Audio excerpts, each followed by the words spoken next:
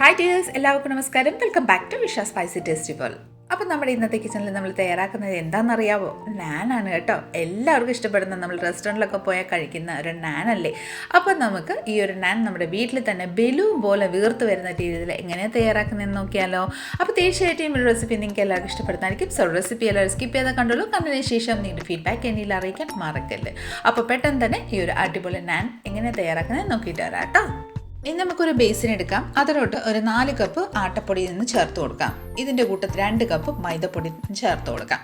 2 cup ആട്ടയ്ക്ക് 1 cup മൈദയാണ് ചേർക്കുന്നത്. അതായത് 4 cup ആട്ടയ്ക്ക് ഞാനിവിടെ 2 കപ്പ് മൈദപ്പൊടി ചേർത്ത് കൊടുത്തിട്ടുണ്ട്. ഇതിലോട്ട് ആവശ്യമനുസരിച്ച് ഉപ്പ് ചേർത്ത് കൊടുക്കാം. ഇനി 2 ടേബിൾ സ്പൂണ് നമുക്ക് പൊടിച്ച് പഞ്ചസാരയും കൂടെ ആഡ് ചെയ്ത് കൊടുക്കാം. ഇനി നമുക്ക് ഇതിലോട്ട് തൈരാണ് ആഡ് ചെയ്യുന്നത്. അതിനായി ഞാനിവിടെ ഒരു 6 ടേബിൾ സ്പൂണ് തൈര് ആഡ് ചെയ്യുന്നുണ്ട്. തൈര് ആഡ് ചെയ്തതിന് ശേഷം നമുക്ക് ഈ ഒരു മിക്സർ, അതായത് ഈ ഒരു മാവ് ആക്ടിവേറ്റ് ആവാനായിട്ട് നമുക്ക് ഒരു 1/4 ടീസ്പൂണ് നമ്മുടെ ബേക്കിംഗ് സോഡ ആഡ് ചെയ്ത് കൊടുക്കാം. ഒരു 2 ടേബിൾ സ്പൂണ് സൺഫ്ലവർ ഓയിലും കൂടെ ആഡ് ചെയ്ത ശേഷം നന്നായിട്ട് ഈ വക ഒന്ന് മിക്സ് ചെയ്ത് കൊടുക്കാം. ആദ്യം എല്ലാം നന്നായിട്ടൊന്ന് മിക്സ് ചെയ്തതിന് ശേഷം നമുക്കിതിലോട്ട് ആവശ്യമനുസരിച്ച് വെള്ളം യൂസ് ചെയ്ത് നന്നായിട്ടൊരു സോഫ്റ്റ് ഡോ, നമ്മുടെ ചപ്പാത്തി മാവിൻ്റെ ആ ഒരു ടെക്സ്ചറിൽ നന്നായിട്ടൊരു സോഫ്റ്റ് ഡോ ആയിട്ട് നമുക്കൊന്ന് കുഴച്ചെടുക്കാം. അപ്പോൾ ഇതാ നോക്കിക്കോളൂ, നല്ല പെർഫെക്റ്റ് സോഫ്റ്റ് ആയിട്ട് തന്നെ നമ്മുടെ ഈ ഒരു മാവ് നന്നായിട്ടൊന്ന് കുഴച്ചെടുത്തിട്ടുണ്ട് കേട്ടോ. ഒരു 2 to 3 മിനിറ്റ് ഇതേ രീതിയിൽ നന്നായിട്ട് സോഫ്റ്റ് ആയിട്ടൊന്ന് കുഴച്ചതിന് ശേഷം മാവ് സോഫ്റ്റും ഫെർമെൻറ്റേഷൻ ആവാനായിട്ട് ലിഡിട്ട് ക്ലോസ് ചെയ്ത് നമുക്കൊരു 20 മിനിറ്റ് റെസ്റ്റിന് വെച്ച് കൊടുക്കാം. 20 മിനിറ്റിന് ശേഷം നമ്മുടെ മാവ് പെർഫെക്റ്റ് ആയിട്ട് നല്ല സ്പഞ്ചി ആയിട്ട് തന്നെ റെഡിയാവും. ഒരു 2 to 3 മിനിറ്റ് നമുക്ക് നന്നായിട്ട് ഇത് വീണ്ടും ഇതുപോലെ തന്നെ നന്നായിട്ടൊന്ന് കുഴച്ചെടുക്കാം. ഇനി നമുക്ക് ഇതിൻ്റെ ചെറിയ ചെറിയ ഉരുളയാക്കി എടുക്കാം. നമ്മൾ ചപ്പാത്തിക്ക് വലുപ്പത്തിൽ ഒരു ഉരുളയാക്കി എടുക്കാം. അപ്പോൾ അതെങ്കിൽ നിങ്ങൾ ഏത് സൈസിലാണ് നിങ്ങൾക്ക് വേണ്ടിയത് അതനുസരിച്ച് നിങ്ങൾ ഉരുള ഉരുട്ടിക്കുക. ഞാനിവിടെ കുഞ്ഞൊരു ചപ്പാത്തിയുടെ വലുപ്പത്തിൽ ഈ ഒരു വലുപ്പത്തിലാണ് എടുത്തിരിക്കുന്നത്.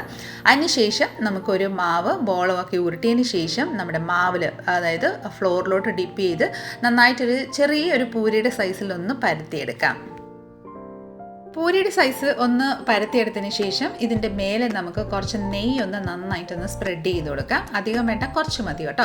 അതിനുശേഷം നമ്മൾ ആലു പൊറോട്ടയൊക്കെ പാക്ക് ചെയ്യില്ലേ, അതുപോലെ ഒന്ന് ഇതുപോലെ ഒന്ന് റൊട്ടേറ്റ് ചെയ്തൊന്ന് പാക്ക് ചെയ്തതിന് ശേഷം നന്നായിട്ടൊന്ന് ഉരുട്ടി വീണ്ടും നമുക്ക് ആ മാവിലോട്ടൊന്ന് ഡിപ്പ് ചെയ്ത് നന്നായിട്ടൊന്ന് പരത്തിയെടുക്കാം കേട്ടോ. ഒരു ചപ്പാത്തിയുടെ പരുവത്തിൽ നമുക്കൊന്ന് പരത്തിയെടുക്കാം. നമ്മൾ നെയ്യ് ഇതിൻ്റെ ഉള്ളിൽ ചെയ്തിട്ട് പരത്തുമ്പോഴത്തേക്കിന് നമ്മൾ ചുട്ടെടുക്കുമ്പോൾ ഇത് നന്നായിട്ട് ബലൂൺ വീർത്ത് വരുന്ന രീതിയിൽ നന്നായിട്ടൊന്ന് വീർത്ത് വരും. നമ്മുടെ നാൻ നല്ല സോഫ്റ്റ് ആയിട്ട് തന്നെ കിട്ടുകയും ചെയ്യും കേട്ടോ. അപ്പോൾ ഇതാ നന്നായിട്ടൊന്ന് പരത്തി എടുത്തിട്ടുണ്ട്. ഇനി നമുക്ക് ഇതിൻ്റെ മേലെ നമ്മുടെ കരിഞ്ജീരകമില്ലേ, അത് നമുക്കൊന്ന് സ്പ്രെഡ് ചെയ്ത് കൊടുക്കാം. ഇനി നമുക്ക് ഇതിൻ്റെ മേലെ കുറച്ച് മല്ലിയില ചോപ്പ് ചെയ്തിട്ടുണ്ട്, അതും കൂടെ സ്പ്രെഡ് ചെയ്ത് കൊടുക്കാം. നിങ്ങൾക്ക് വേണമെങ്കിൽ ഗാർലിക് ചോപ്പ് ചെയ്യാം. അപ്പോൾ ഗാർലിക് നാൻ ആയിക്കോളൂ കേട്ടോ. നന്നായിട്ടൊന്ന് സ്പ്രെഡ് ചെയ്തതിന് ശേഷം നമുക്കിതൊന്ന് ചുട്ടെടുക്കാം.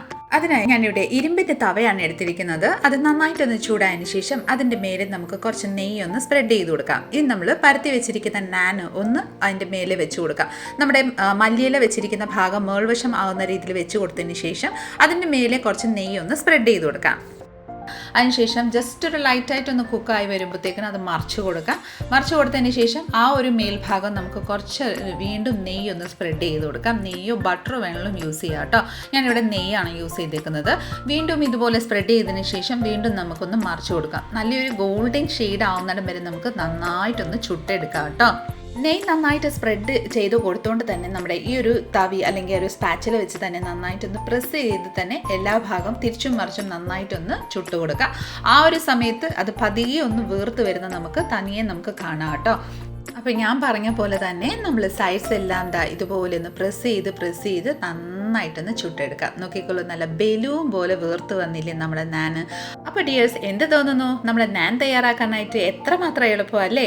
അപ്പം ഇതേ രീതിയിൽ തന്നെ ഈ ഒരു മെഷർമെൻറ്റിൽ നിങ്ങൾ വീട്ടിൽ തയ്യാറാക്കി നോക്കിക്കോളൂ. നിങ്ങൾക്കും വളരെ പെട്ടെന്ന് തന്നെ ഈസി വേയിൽ തയ്യാറാക്കാം കേട്ടോ. അപ്പം നമ്മുടെ ഈ ഒരു നാൻ നമ്മുടെ പ്ലേറ്റിലോട്ടൊന്ന് സെർവ് ചെയ്യാം. ഇതേ രീതിയിൽ തന്നെ നമുക്ക് ബാക്കിയെല്ലാം ഒന്ന് ചുട്ടെടുക്കാം കേട്ടോ. അപ്പം നല്ല സോഫ്റ്റ് ആയിട്ടുള്ളൊരു നമ്മുടെ ഈ ഒരു നാൻ നമ്മുടെ സെർവിങ് പ്ലേറ്റിലോട്ട് സെർവ് ചെയ്തിട്ടുണ്ട്. ഇതിൻ്റെ ഒപ്പം തന്നെ ഞാൻ ഇന്നലെ ഒരു വീഡിയോ അപ്ലോഡ് ചെയ്തിട്ടുണ്ടായിരുന്നു, പനീർ മഖാന മസാല കറി. ആ ഒരു കറി കൂട്ടിയാണ് നമ്മളിവിടെ വീട്ടിൽ കഴിക്കാൻ പോകുന്നത് കേട്ടോ. നല്ല ടേസ്റ്റി കോമ്പിനേഷനാണ്. അപ്പോൾ തീർച്ചയായിട്ടും ആ ഒരു റെസിപ്പിയും കൂടെ ഒന്ന് കണ്ടു നോക്കിക്കോളൂ. കണ്ടതിന് ശേഷം എല്ലാവരും ആ ഒരു കറിയും നമ്മുടെ ഈ ഒരു നാൻ ഒന്ന് തയ്യാറാക്കി നോക്കിക്കോളൂ.